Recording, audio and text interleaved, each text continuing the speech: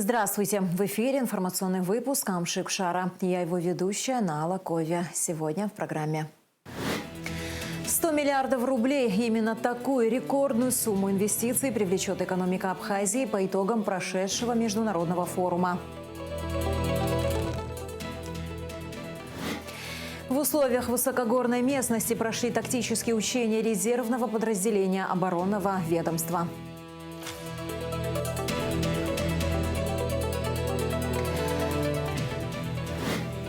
В Центральном выставочном зале открылась выставка работ абхазской художницы Мадины Бигуа «Ашамта».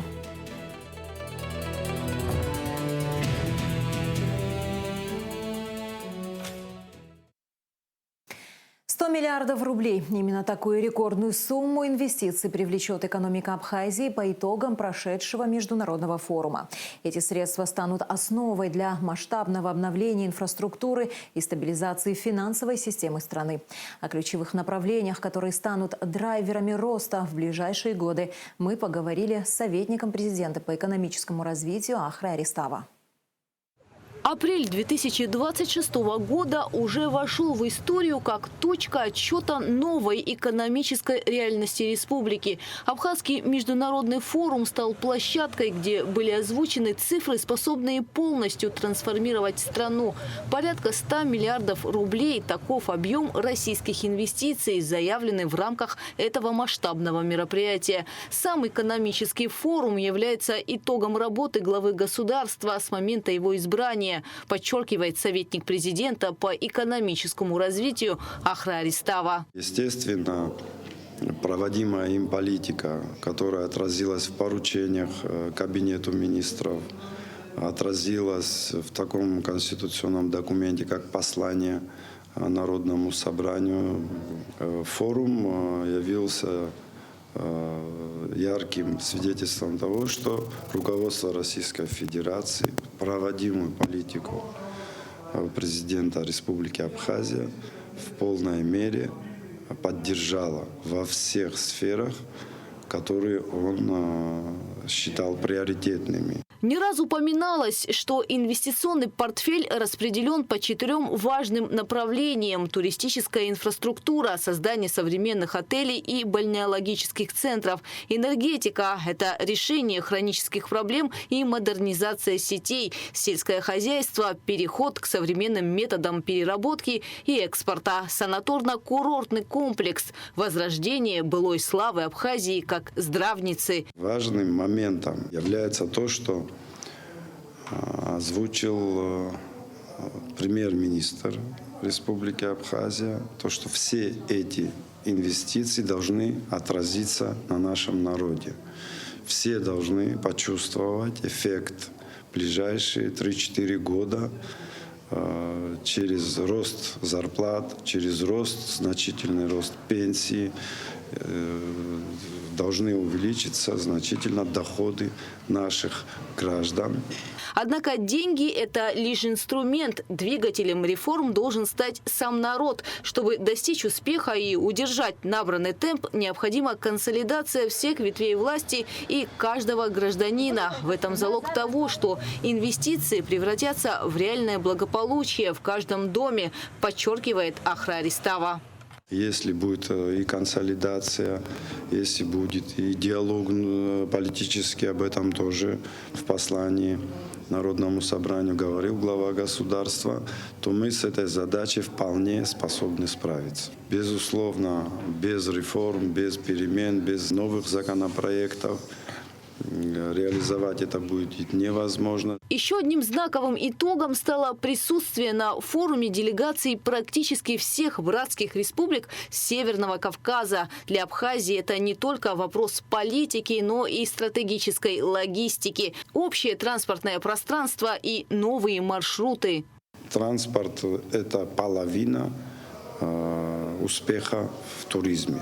То есть транспортная доступность она обеспечивает более 50% успеха. Чем проще добраться, значит, тем больше будет туристов. Валютная доступность у российских граждан есть, мы пользуемся рублем, безвизовый режим есть. Поэтому нам не доставало, конечно, транспортной доступности. Я думаю, что вот то, что дорога планируется в России, которая помимо Джубки еще будет одна автомобильная дорога, все это гарантия успеха. Итоги форума – это прежде всего вотум доверия к политическому курсу президента. Это подтверждение того, что выбранная стратегия открытости и надежного партнерства с Россией приносит свои плоды. Гугут Савардания, Давид Хашик, Абхазское телевидение. В Гулрыпском районе скончался ребенок из-за жестокого обращения и насилия со стороны членов семьи. Об этом сообщила детский омбудсмен Мактина Джинжолия. Прокуратура Гулрыпского района совместно с сотрудниками МВД проводит процессуальную проверку для установления всех обстоятельств и причин произошедшего. Омбудсмен принимает участие в допросе несовершеннолетних предполагаемых свидетелей инцидента. Джинжолия подчеркнула, что права и законные интересы детей, выступающих свидетелями, обеспечены в строгом соответствии с законодательством. Мы убеждены, что для эффективной защиты детей необходимо на законодательном уровне принять меры по криминализации домашнего насилия. Отсутствие специальной уголовной ответственности за систематическое насилие в семье существенно снижает возможности государства по защите наиболее уязвимых несовершеннолетних, говорится в заявлении. В Сухуме задержан гражданин Турецкой республики Сонер Коч, который находится в розыске. Согласно оперативным сведениям, 45-летний Сонер Коч совершил на родине преступление и во избежание наказания прибыл в Абхазию, где находился, нарушая правила пребывания. Об этом сообщила СГБ республики. Сухумский городской суд на основании ходатайства миграционной службы Абхазии принял решение о выдворении Сонера Коч за пределы республики через госграницу по реке Ингур. Премьер-министр Владимир Делба поздравил председателя правительства Южной Осетии Дзамбалата Тадаева с Днем Конституции Республики. В Абхазии с воодушевлением воспринимают позитивные преобразования, происходящие в Южной Осетии. Мы дорожим нашими братскими отношениями и общностью судеб, говорится в тексте. Владимир Делба выразил уверенность в дальнейшем всестороннем сотрудничестве по линии межправительственного взаимодействия. Поздравительную ноту по случаю Дня Конституции Южной Осетии направило Министерство иностранных дел Абхазии. В Республике Абхазия высоко ценят сложившиеся братские союзнические отношения и взаимную поддержку с Республикой Южная Осетия и выражают уверенность в их дальнейшем укреплении на благо народов наших стран, говорится в документе. 1 миллиард 448 миллионов рублей составили налоговые поступления с 1 января по 1 апреля текущего года. Плановые показатели выполнены на 124%, сообщает пресс-служба Министерства по налогам и сборам. Доходы бюджетной системы, администрируемые МНС, за 3 месяца этого года выросли на 296 миллионов рублей по сравнению с аналогичным периодом прошлого года. Осмотр места происшествия, осмотр местности, проверка показаний на месте. Следственным управлением Генеральной прокуратуры начата программа учебно-лекционных занятий по обсуждению и рассмотрению следственных действий, от качества исполнения которых зависят результаты и дальнейшие исходы дела. Программа занятий нацелена на повышение профессионального уровня сотрудников, улучшение качества работы, приобретение навыков, получение новых знаний, которые участники в дальнейшем смогут использовать уже в своей практической деятельности.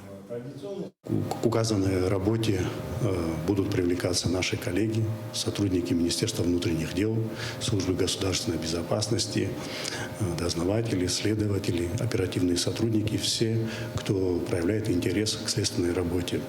Вместе с тем, указанная программа включает в себя разновременное, поэтапное участие отдельных групп прокурорских работников для того, чтобы охватить всех наших сотрудников, нашего ведомства в целом. Предлагаю всем воспользоваться этой ситуацией. Почему? Потому что прокуратура долгое время этим занималась, не один день. И после завершения этой программы такой возможности в ближайшее время уже не будет. Это очень хорошая возможность для всех участников, следователей, прокуроров, помощников, других сотрудников присутствовать на этих лекционных занятиях, воочию самим ознакомиться с обнаружением, фиксацией следов и орудий преступления. Скалолазание переправой реки и оказание помощи раненому товарищу. В условиях высокогорной местности прошли тактические учения резервного подразделения оборонного ведомства. За ходом учений наблюдал министр обороны Владимир Ануа и наша съемочная группа. Репортаж Дамия Акшпа. Резервные подразделения отработали тактику ведения боевых действий по методике выживания в экстремальных условиях с тяжелым рельефом местности. Основная цель учения – обучить личный состав подразделений тактике ведения боевых действий в горных условиях.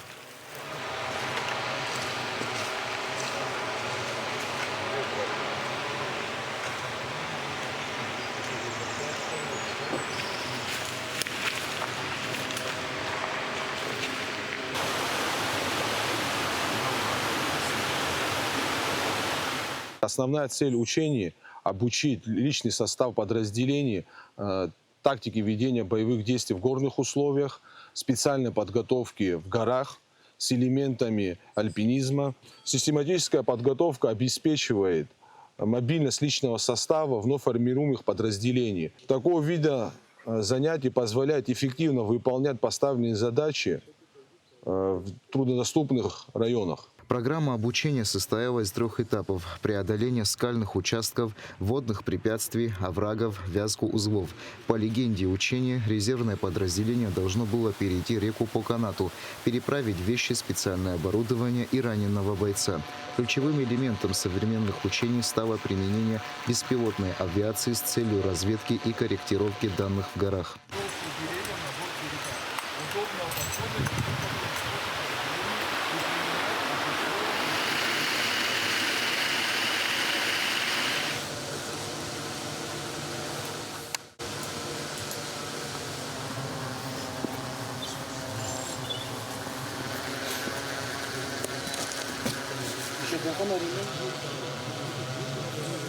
Мероприятия показанных действий были завершены без каких-либо происшествий. Министр обороны Владимир Ануа поблагодарил военнослужащих и отметил, что все поставленные задачи были успешно выполнены. Товарищи, вы сегодня показали те методы, которые, были задачи, которые были поставлены перед вами. Без тренировки вы такие задачи не смогли бы решить.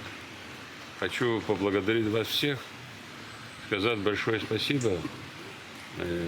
Я думаю, что и за вами последуют другие роты быстрого реагирования с других бригад. Систематическая подготовка обеспечивает высокую мобильность личного состава, позволяя эффективно выполнять поставленные задачи в труднодоступных районах.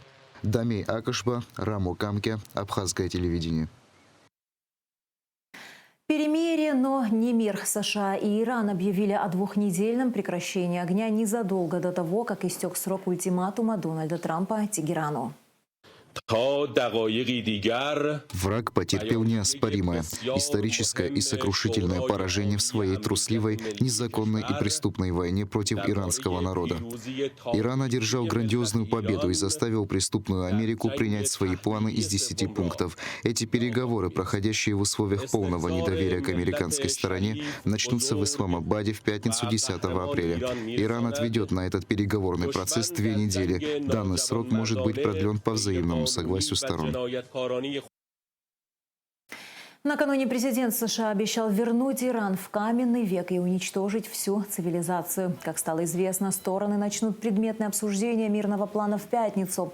Основой переговоров станет план из 10 пунктов, включающий снятие всех санкций с Ирана, гарантии безопасности от Вашингтона и другое. Последние детали в репортаже корреспондента иранского бюро РТ в Тегеране. Главная новость дня – это то, что американо-израильская война против Ирана приостановлена на 2 недели. Основой перемирия стали 10 пунктов, предложенных Ираном. Президент США Дональд Трамп говорит, что это рабочий вариант для переговоров и что 2-недельный срок позволит окончательно согласовать документ. 10 пунктов, которые будут обсуждать во время переговоров между двумя сторонами, выглядит следующим образом. Агрессия против Ирана должна быть прекращена навсегда. Иран должен продолжать контролировать Ормузский пролив. Право Ирана на обогащение урана должно быть принято. Основные санкции должны быть отменены. Вторичные санкции должны быть также отменены. И все резолюции Совета Безопасности ООН должны быть также отменены. Другой момент заключается в том, что все резолюции МАГАТЭ против Ирана должны быть отменены также. Компенсация должна быть выплачена. Силы США должны вывести свои войска из региона. И война на всех фронтах должна быть прекращена, включая против Ливана. Со слов главы Иранского министерства иностранных дел, если атаки на Иран будут остановлены, то, безусловно, вооруженные силы Исламской Республики также прекратят свои ответные операции. Также министр иностранных дел заявил, что в этот двухнедельный период есть возможность безопасного прохода через Ормузский пролив.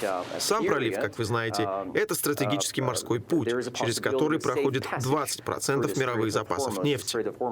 Согласно последним официальным отчетам, в течение почти 40 дней конфликта почти 1500 иранских гражданских погибли, среди них женщины и дети. В этот период Израиль и Соединенные Штаты атаковали в разных местах. Жилые дома, школы, центры здравоохранения, а также учебные заведения. Согласно официальным данным, более 30 университетов подверглись нападению. За этот период времени было убито более 60 студентов. В соответствии с международным правом, атака на жилые здания и гражданские места и объекты медицинской инфраструктуры, а также исследовательские центры, равноценны военным преступлениям. Но, к сожалению, мы наблюдали эти атаки снова и снова за все время конфликта. И особое внимание уделяется первому дню конфликта, 28 февраля. День, когда произошла трагедия, в результате которой погибли 170 школьниц. Школьницы погибли после бомбардировки США на юге Ирана. И это останется военным преступлением в мировой истории. В Иране с самого начала, в день атак, местные вместо того, чтобы укрываться от бомб, выходили на улицы каждый день в разных городах.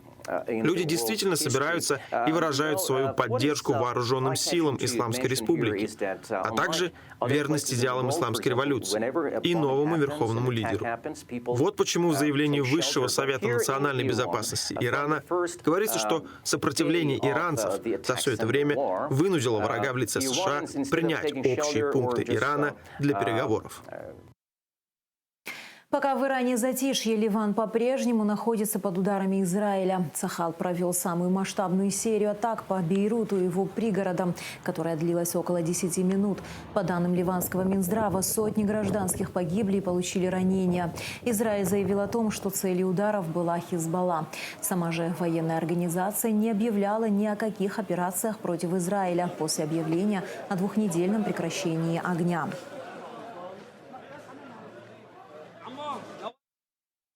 Израильская оппозиция, в свою очередь, осталась недовольна тем, что Израиль оказался вне переговоров. Однако Тель-Авив также присоединился к перемирию, но отказался прекратить удары по соседнему Ливану. В самих США перемирие уже называют крупнейшим геополитическим поражением в истории страны. Перспективы мирного урегулирования, а также судьбу Трампа и республиканцев мы обсудим с политологом Бесланом Хагба. Здравствуйте, Беслан Алексеевич. Здравствуйте. США объявили о двухнедельном перемирии с Ираном. Многие в Америке уже окрестили это как величайшее геополитическое поражение в истории. Как бы вы лично оценили эту временную паузу? Вы знаете, о перемирии была договоренность, что мир установится, никто никаких гарантий не дает, потому что все-таки это настолько напряженная ситуация на Ближнем Востоке, как будут дальше разворачиваться события, никто не знает. Но то, что вот как вы отметили, что вот действительно вот все-таки поражение было потерпела США, и это говорят многие эксперты, потому что цель, которая была поставлена США, во-первых, сменить политический режим, первое. Второе, чтобы все-таки нефтяные ресурсы, богатство Ирана контролировали крупные американские компании, контролировали Персидский залив полностью, Ормузский пролив. Всего этого не удалось. Солидарное вот такое противостояние агрессии, это показало, что все-таки Иран стоит на таких позициях, что многие даже арабские страны, несмотря на то, что правительство их поддерживало Персидского залива, да, страна Персидского поддерживала Соединенные Штаты, и многие население арабских стран, Ирак, поддерживали Иран. Это говорит о том, что такое солидарное противостояние, говорит о том, что в современной истории, политической истории такого не было, чтобы такое бегство со стороны США, чтобы такое произошло. Это говорит о том, что действительно какое-то, знаете, геополитическое поражение было потерпано Соединенными Штатами. Они будут иметь последствия, между прочим, в обустройстве Ближнего Востока после окончания войны, потому что это очень важный регион, ресурсный регион, и как будут развиваться, никто не знает. Даже говорят, что, вы знаете, Иран станет, наверное, очень крупной региональной державой, которая будет контролировать часть Персидского залива и Ормузский пролив. Иран опубликовал список из ряда пунктов, вокруг которых будут строиться переговоры, стартующие в эту пятницу. Среди них контроль Ирана над Ормузским проливом, снятие всех санкций, включая вторичные, и право обогащать уран. Какая перспектива у переговоров, учитывая, что большинство положений неприемлемы для Вашингтона? Вы знаете, никто не дает гарантии, что вот те требования, которые выдвигает Иран, будут выполнены, потому что Ормузский пролив – это не только часть Ирана, это часть Омана, такая страна есть, и часть Объединенных Арабских Эмиратов. Но понимаете, в чем дело? Все-таки без Ирана мирного судоходства там не будет. Все отмечают. Это говорит о том, что это серьезная угроза вообще энергетической безопасности мира. Представьте себе, почти 30-40% энергоресурсов это из Ближнего Востока. Как будет разворачиваться, никто не знает. И потому Иран требует, во-первых, выполнения всех 10 пунктов, чтобы прекратить войну, а потом, может быть, на какие-то дополнительные соглашения в плане работоспособности судоходства в Ормузском проливе. Но все отмечают, что раньше, как была ситуация, вряд ли такая ситуация сложится, потому что Иран жестко будет контролировать Ормузский пролив, потому что это рычаг давления на большие страны, в том числе и США. Я уверен, что так и будет поступать Иран. Перемирие было озвучено США и Ираном, только после этого к нему присоединился Израиль. Почему, на ваш взгляд, Тель-Авив исключили из переговорного процесса и как это скажется на дальнейшей судьбе переговоров? Мы получаем сообщение, что руководство Израиля недовольно, что американцы, Дональд Трамп взял и пошел на какие-то уступки Ирану. Вы знаете, еще здесь, что необходимо отметить, это давление арабских стран Персидского залива на США. Это все подчеркивают, потому что как разворачивались события, это не в их интересах. Если бы война развернулась в более таких масштабах, чуть больших, вы знаете, что произошло, никто не знает. И потому Трампу пришлось пойти на какие-то уступки. Трамп пришел на уступки и, между прочим, населению. Рейтинг его падает. Скоро в ноябре предстоят выборы в Конгресс. И говорят, что вполне возможно, его партия республиканская проиграет. Но Израиль недоволен, действительно. Это говорит о том, что, знаете, вот все удивляются вот такому противостоянию Ирана и Соединенным Штатам и Израилю. Но Израиль продолжает еще и войну в Южном Ливане. Там находится шиитская часть населения, Хизбалла. И, между прочим, дополнительно Иран требует, чтобы вот эти воздушные удары, которые наносит Израиль по отношению к Ливану, они тоже прекратили. Потому что, если этого не произойдет, война будет продолжена. Поступает сообщение, что в Тегеране снова работает ПВО, несмотря на перемирие. Какие шансы, что в течение 2 недель не будет провокаций со стороны Израиля и перемирие удержится? Вообще, когда все конфликты заканчиваются, знаете, вот соблюдение соглашений, вообще переговоров, это не сразу начинается. Знаете, какие-то эксцессы будут происходить, конечно. Наверное, какие-то удары. Но если будет настаивать, и я уверен, что будет настаивать и Дональд Трамп, будет оказывать давление на Израиль, я уверен, что до какие-то соглашения пойдут, потому что это уже невыгодно становится США, потому что репутация вот настолько подмучена, настолько знаете, то, что произошло в течение 2-3 недель, это говорит о том, что, знаете, как геополитическая держава в мире, такого поражения не случалось за последние десятилетия. И потому до каких-то соглашений придется пойти. Я уверен, что на какое-то давление будет оказано на Израиль, и им тоже придется на какие-то уступки пойти Ирану. Но что касается всего Ближнего Востока, там много чего предстоит в плане установления окончательного мира. Там столько противоречий между странами Ближнего Востока, между США и Ираном, между Израилем и другими странами Персидского залива. А в окончательном мире не приходится говорить, но что вот эта эскалация будет остановлена, потому что все говорили, мир находится на грани ядерной катастрофы, понимаете? Все испугались, а вдруг это произойдет. И потом я уверен, что какое-то давление будет оказано еще дополнительно на США и на Израиль, что на какие-то переговоры все-таки вышли. Спасибо большое. О перспективах мирного регулирования ситуации на Ближнем Востоке мы говорили с политологом Бесланом Хакба. Благодарю вас.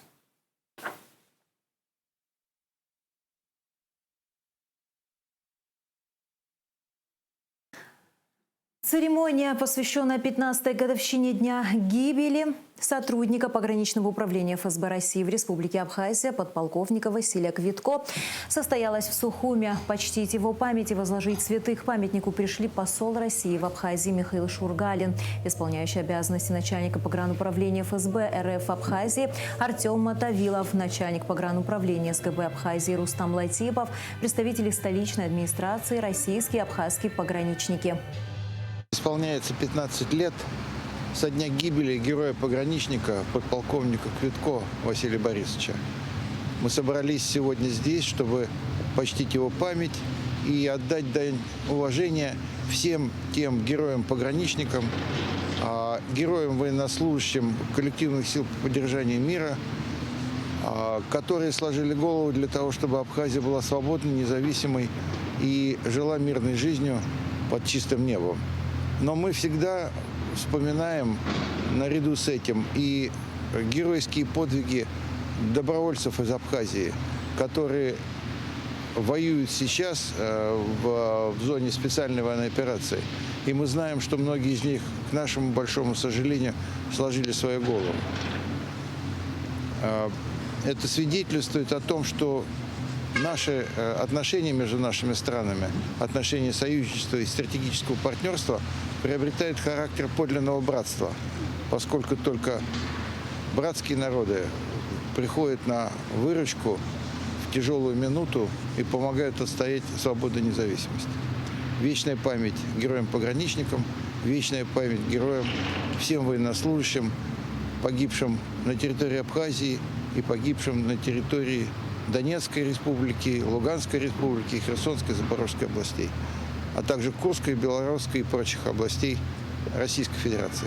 К этому мероприятию активно подключились и наши дети, которые входят в отряд юных друзей-пограничников. Было сказано очень много красивых, замечательных слов в память наших сотрудников, которые сложили свои светлые головы на благо охраны грузино-абхазской границы. В Сухумском военном комиссариате прошло совещание, посвященное весеннему призыву, который стартовал 1 апреля и продлится до 30 июня. На службу призываются граждане Абхазии с 18 до 27 лет, не пребывающие в запасе. По патрулированию и проверке заброшенного дома в селе Чуберхинч группа пограничников попала под автоматический огонь. Василий Квитко, будучи старшим группы, первым принял неравный бой, спасая подчиненных, и получил смертельное ранение. В Абхазии чтят его имя как офицера, отдавшего жизнь за обеспечение безопасности нашей страны. В самое непростое время, когда грузинские террористы нападали на колонны автомашин, устраивали теракты, похищали наших граждан, против этого беспредела боролись абхазские и российские пограничники. Мы всегда будем помнить подвиг Василия Квитко. Вечная память всем погибшим. Правительство Республики Абхазия посмертно наградило офицера медалью за воинскую доблесть. В родном городе Героя Кисловодске его именем названа средняя школа номер 15. Имя подполковника Квитко навечно останется в нашей памяти. Сегодня на мемориальной плите, расположенной на аллее героев-пограничников в городе Сухум, не одна фамилия. Наравне с подполковником Квитко вековечные имена подполковника Центра специального назначения Службы государственной безопасности Республики Абхазия Нерсисан Эдуарда Рафиковича и старшего прапорщика пограничного управления Федеральной службы безопасности Российской Федерации в Республике Абхазия Удальцова Андрея Андреевича. Абхазский народ не забудет подвиг героев, сложивших свои жизни, защищая границы нашего государства. Их героический подвиг самоотверженности сегодня служит примером для молодого поколения. В Сухумском военном комиссариате прошло совещание, посвященное весеннему призыву, который стартовал 1 апреля и продлится до 30 июня. На службу призываются граждане Абхазии с 18 до 27 лет, не пребывающие в запасе. В Сухумском военном комиссариате прошло совещание, посвященное весеннему призыву. Он стартовал по указу президента Абхазии Бадры Гумба с 1 апреля и продлится до 30 июня. На службу призываются граждане Абхазии с 18 до 27 лет, не пребывающие в запасе. Замглавы администрации Сухума Автандил Сурманидзе, председатель призывной комиссии города Сухум. Он отметил, что для каждого молодого человека служение Родине должно быть делом чести. Не просто так мы собрались сегодня, у нас первый призыв.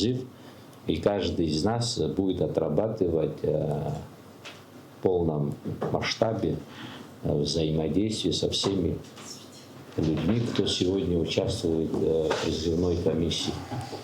Так что большая надежда на Домуправов. Служить у себя на родине – это за честь. На совещание пригласили руководителей управ столицы, чтобы в тесном взаимодействии с ними отрабатывать вопросы по призывникам во всех микрорайонах. Руководитель республиканского военкомата поделился, что многие уклоняются от несения военной службы, якобы по состоянию здоровья. Каждое решение по отсрочке, по учебе, по состоянию здоровья, по семейным обстоятельствам должно сопровождаться документами. Недостаточно родителям на словах сказать представителю военкомата, что сын учится. К личному делу должна быть приложена соответствующая справка. Если ее не могут предоставить, вывод напрашивается один, отметили участники совещания.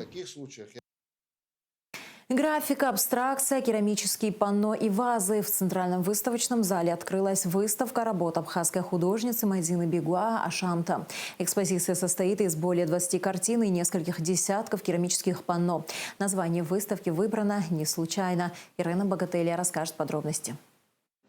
Как апрельское весеннее солнце окутывает землю мягким золотистым светом, так и выставочный проект абхазской художницы Мадины Бегуа «Ашамта» осветил стены Центрального выставочного зала, наполнив их яркими красками и вдохновляющими идеями. «Ашамта» в переводе означает «рассвет» или «перерождение». Как отметила художница, именно это слово стало отправной точкой для искусства, которое представлено в пространстве зала. Я хочу подчеркнуть важность того, что красота это не какое-то абстрактное понятие, это то, что формирует наши ощущения внутренние. И людям в пространстве красоты жить гораздо комфортнее, тем более отдыхать, это ощущение внутренней гармонии появляется. И мне кажется, это очень важный пример того, как искусство должно формировать в новом времени представление о материальном мире, о материальной культуре, которая окружает человека, об архитектуре, о дизайне. Все произведения выставки изначально были размещены в реконструированном отеле «Ашамта» в Новом Афоне. Однако после того, как выставку посетила директор ЦВЗ Эльвира Арсали, работы были перенесены в Сухум. Идеи рождаются в процессе общения. И как-то общаясь с Мадиной, мы говорили о ее работах, которые она сделала специально для «Ашамта», в прекрасном пространстве, которое находится в Афоне. И захотелось эти работы представить здесь, в выставочном зале. Причем это же не только любование формой, а глубоким содержанием. Потому что, на мой взгляд, такое вот сотрудничество Мадины и «Ашамты» очень хорошо демонстрирует, как сегодня искусство живет вне галереев, музеев, выставочных залов. Оно живет в других местах, создавая очень интересный контекст. И мы понимаем, что все это направлено на то, чтобы человек, появляясь в этом пространстве, он развивает вкус. Он совершенно по-другому чувствует форму. И здесь единство формы, содержания и смысла – это и есть цель этого проекта. Посетители выставки стали свидетелями истинного великолепия художественного творчества. Это событие собрало давних друзей и близких художницы, ее учеников, а также ценителей искусства, уже знакомых с ее работами. Здесь были и те, кто впервые открыл для себя мир ее творчества, погружаясь в атмосферу вдохновения и красоты. Мадина Беглава – одна из немногих художниц Абхазии, которые меня с каждым годом все больше и больше радуют и удивляют. Она не является человеком, вот она, я художник или живописец, она делает все. А у нее очень много культурных пластов, в которых она очень хорошо себя чувствует. Но она в последнее время очень много урбанистикой занимается. И когда урбанист еще и живописец, получается очень хорошая идея и проект. Рада побывать на выставке Мадины Беглава. Честно говоря, первый раз вижу ее работы, и мне очень понравились. Особенно картины, которые написаны акварелью, зарисовки нашего города Сухума. Также меня впечатлили очень вазы. Ашамта – это не просто выставка, это приглашение к размышлению, к внутреннему перерождению, к осознанию того, как важен каждый новый день. Солнце весной дарит нам возможность заново взглянуть на мир, и выставка Ашамта делает то же самое. Каждый посетитель унесет с собой частичку этого света и тепла, которые станут источниками вдохновения в их жизни. Экспозиция доступна для посещения до 30 апреля.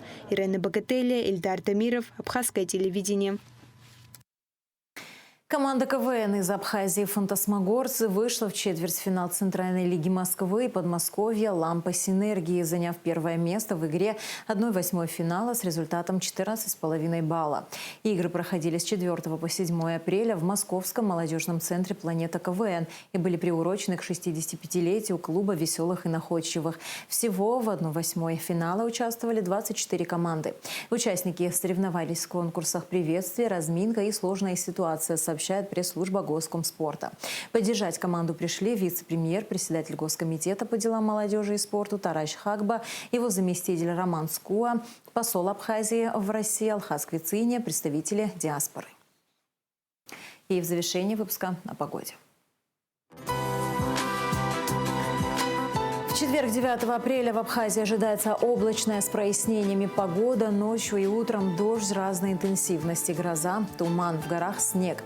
Температура воздуха ночью 2,7, днем 6-11 градусов. Температура морской воды 12 градусов.